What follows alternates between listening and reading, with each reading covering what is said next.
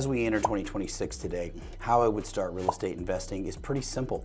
And I'm going to start educating myself first. But first, I'm going to need to decide what I want to do with the real estate plan. What's my objective and where am I at financially? That's a huge decision that I feel most people are hamstrung with. We're going to break down exactly what I would do in this YouTube video on what you should do next. You just have to have a plan. You know, real estate is a plan, and stop jumping strategies. Most people want to jump strategies because you guys are watching this video and you're going to learn more information on it. But at the same time, you're going to say, hey, what about wholesale? Hey, what about multifamily? Hey, what about storage units? Hey, I hear all these things on the internet and it's very overwhelming and it's like drinking from a fire hose.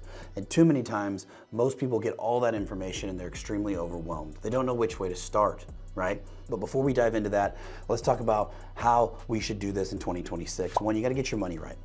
So wherever you're starting, wherever you're at, maybe you're a firefighter, maybe you're a veteran like myself, maybe you're in construction, maybe you do really well and you have a high W-2 job, you got to make sure you get your money right. You got to get your personal finances right first. You know, everything starts with your guys' house where you are. Now, I'm not talking physical house. I'm talking about the house that you hold. That's your foundation, your financial house, your relationship, right? Your spouse. All of these things are extremely important for your success as we go through 2026. And in order to really create a solid foundation, if you're somebody that has bad credit, if you're somebody that struggles with follow through, taking any action, right? You need to create that foundation now so that you can be successful, because it's a wild thought that you could become somebody that's financially successful with a complete life that is a disaster, right? And if your life is a disaster, usually your business follows and all of those things compound, and it actually causes more stress and more overwhelming, right? So what you should do is get your money right first. In order to get your money right first, you got to go through at the very beginning of the year. I'm shooting this in January, so you still got time. Go through your personal expenses. Go through it if you're married, go through it with your wife, your spouse, right? And say, hey, what are we spending on things? How can we save a little bit more money? How can we allocate a little bit more money to things that we truly want to get the lifestyle we truly want? Because if you sacrifice now, you're going to be able to live an amazing and abundant life in the next 2, 3, 4 years. And it may even happen faster than that. It's going to depend on your disciplines in your house and getting your money right out of the gates. Next thing I want to talk about is building your network. Right? So if you own a small business, you probably can attest to this, that the majority of your revenue is driven from working with other people. It's having a network. If you're a fence contractor, you probably have subcontractors that you know you can pick up the phone with. You have somebody that helps you with your marketing in some aspect. You have an insurance agent for your company. You have somebody you may even buy trucks from. You have somebody at the supply place where you buy your fencing products. The same concept goes with whatever business that you actually have. And so as we go forth with 2026, in order to set yourself up for success, you're going to need to have the same connections in a different field. If you want to specifically get into real estate investing, which is what we're talking about today, then you're going to need to build those connections in those markets. We talked a lot about the markets that you should be in, right? These affordable housing markets. And it's very paramount that you guys realize that you can, especially for my California people, you can get into these deals that are less than $150,000, less than $200,000. And these are great deals for you guys to start in, especially for those expensive markets. Why is that? Because that's where the affordable housing is in the United States, right? Maybe not so much in those markets we talked about, that California market, those Florida markets, the New York market, right? But they are affordable in other places, and you want to be in those places if you're starting out. And you can do these virtually. You can get into there, so you don't have to wait. Because what's going to happen in your market, let's say you live in one of those expensive markets, is the price of those properties is going to continue to go up, and you're going to be chasing your tail, hoping that you can save some money, and you're going to continue to hope that you can get another property, but you're never going to have enough to actually get into those markets. So you need to set yourself up for success. You can actually make good money in the markets where it's more affordable and you can get into your entry point. So set up your connections, connect with lenders, reach out to people in those markets, join Facebook groups, okay? One of the biggest things that's a huge tool is if you wanted to look at property in, let's say, Oklahoma, where I'm from originally, you would join Facebook groups. You would type in real estate investors in Oklahoma City. real estate investors in X, Ohio, real estate investors in specific town in Midwest or South.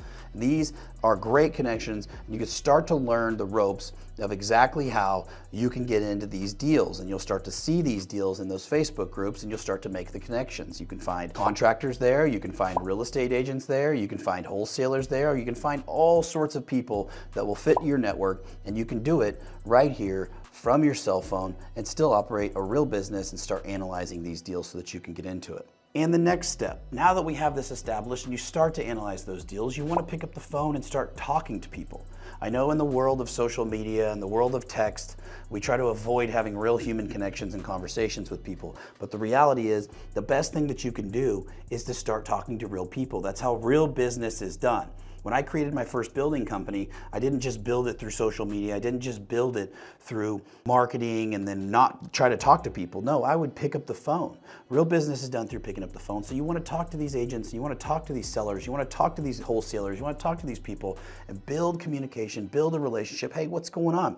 I'm Austin Hancock and I'm looking to buy property in area X. I'm a new real estate investor, or I'm an advanced real estate investor, and I just wanted to get acclimated to the market and I wanted to just make a connection. Let's chat a little bit more. Boom. You're starting to make connections. What lenders do you have in this area?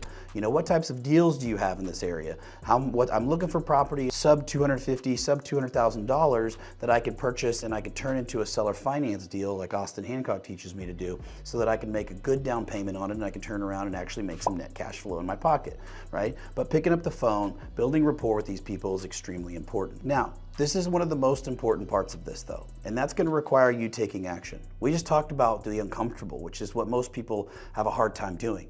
I still remember being 15 years old, and I'm old enough to remember when Auto Trader was a paper magazine, and I wanted to buy my first car, and my dad made me call on all of these vehicles, these trucks that I wanted to buy, and start asking him about the truck. And I would have a pen and a pad there, and I would start making notes about the vehicle, what shape it's in, how many miles it is there anything wrong with it, does it have any leaks, tell me more about it, what are the tires like, blah, blah, blah. And I had to have these conversations with grown adults selling vehicles at the age of 15. The same concept goes back to you guys. You have to take action. You have to start getting this information. You have to start reaching out and really doing business instead of just consuming more content. I mean, this content like this is great, and I want you to take action on it, but I'm really trying to push you guys into being successful, as we talked about how would we get into the real estate market in 2026. And again, going back, I don't want you to be hung up on it's so expensive in my area, it's so expensive in X, because if there are houses that are in the affordable price range, affordable housing, I'm not just talking about Section 8, I'm talking about affordable housing, right? If there are houses in the United States that are sub $250,000, I want you guys to think about this.